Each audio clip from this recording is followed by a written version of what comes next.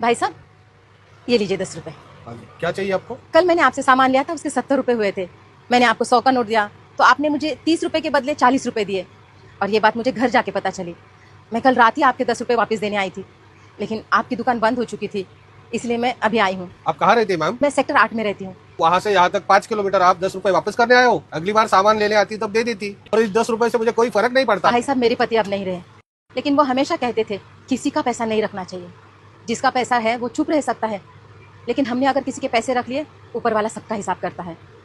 और हमारे किए की सजा हमारे साथ साथ हमारे परिवार को और बच्चों को भी मिलती है। नमस्ते भैया।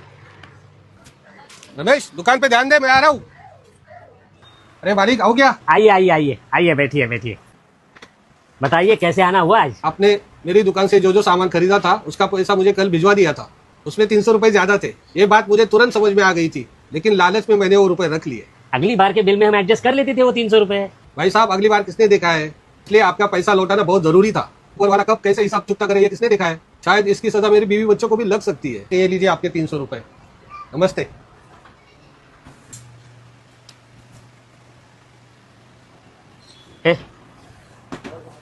ऑफिस संभाल, मैं जरा आता हूँ।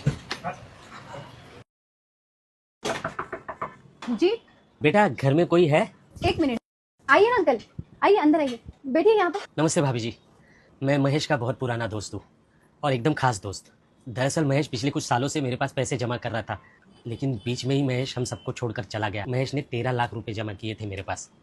अब ये बात महेश और मेरे अलावा किसी को पता नहीं थी, इसलिए उन पैसों का लालच मुझ पे हावी हो गया। लेकिन आज एक दोस्त की वजह से मेरे ज़मीर ने मुझे पूरी तरह से झंझोड़ा, और फिर मुझे लगा कि अगर मैं किसी का पैसा खाऊं तो उसकी हाय मेरे बच्चों को लग सकती है, मेरे परिवार को लग सकती है। शायद महेश भी हमेशा यही कहता था। भाभी जी, ये लीजिए आपके 13 लाख रुपए।